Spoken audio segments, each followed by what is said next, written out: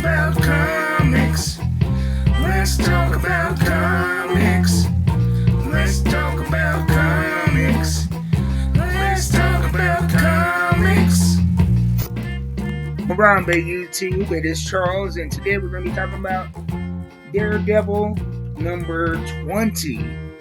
Now, just yesterday, I put out a review on Daredevil 19, mentioning that it was the end of the Seven Sins arc that went 19 issues, where Matt Murdock was battling incarnations of the seven deadly sins that possessed his friends and enemies. And that was a great finish to that story arc.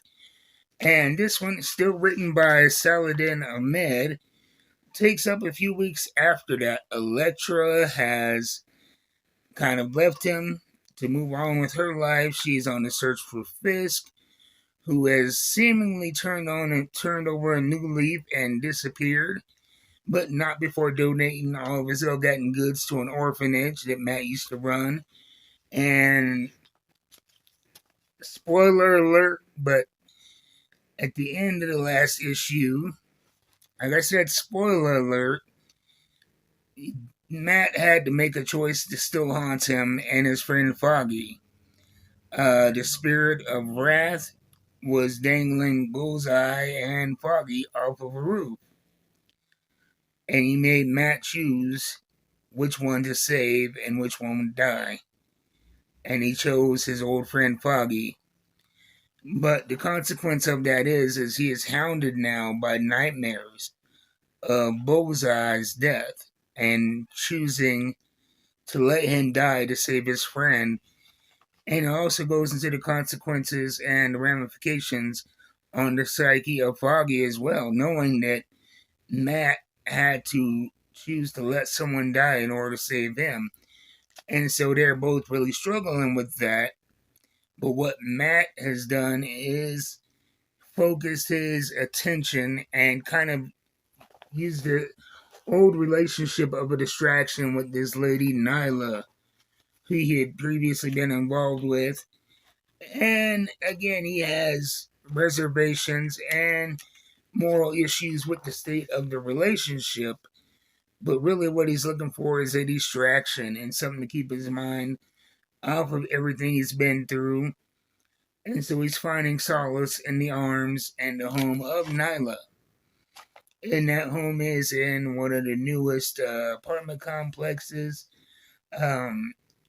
State-of-the-art, brand new. And that's where the mystery in this really takes off, and the story in this takes off is with the building itself.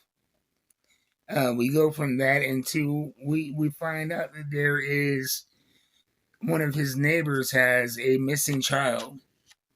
And so he decides to throw on his Daredevil costume and go see if he can help find that missing child.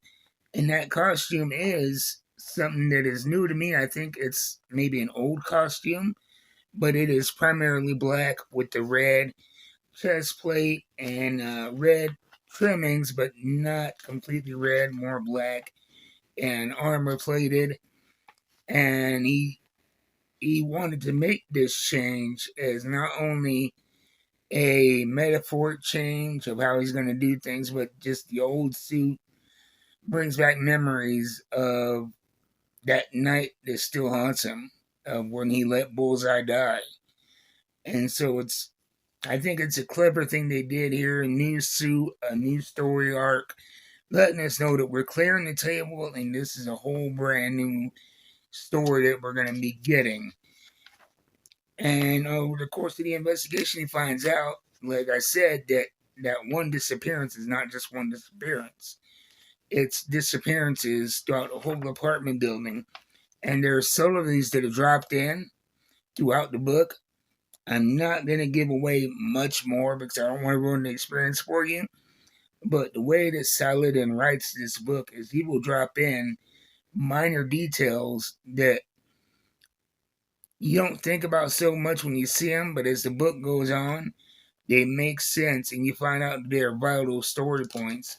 And by the end of it, we get into some gnarly visuals.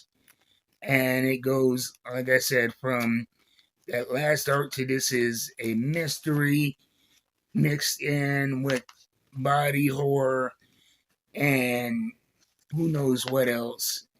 And the cliffhanger is Matt being vulnerable, uh, seemingly a victim of whatever is going on in the apartment building. And the art is incredible, and it is the twist at the end. It looks grotesque and unsettling in the best way. The Daredevil team is really still clicking on all cylinders. Um, Me personally, I haven't read a story arc that goes 19 books, yet it's so consistent. And so I'm really looking forward to seeing what this next story is going to be, what it's going to involve, how it's going to unfold. Um, I like how they're setting it up as a mystery, clearing the deck, new characters, new suits, still with some of the ghosts of the past as far as the um, nightmares and coming to grips with what happened with Matt and Foggy.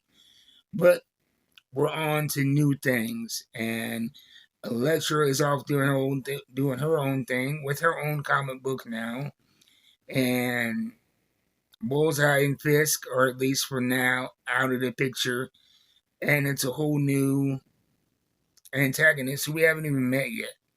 So I'm excited for this. Get this number 20. If you're looking for a good place to start, great place to start.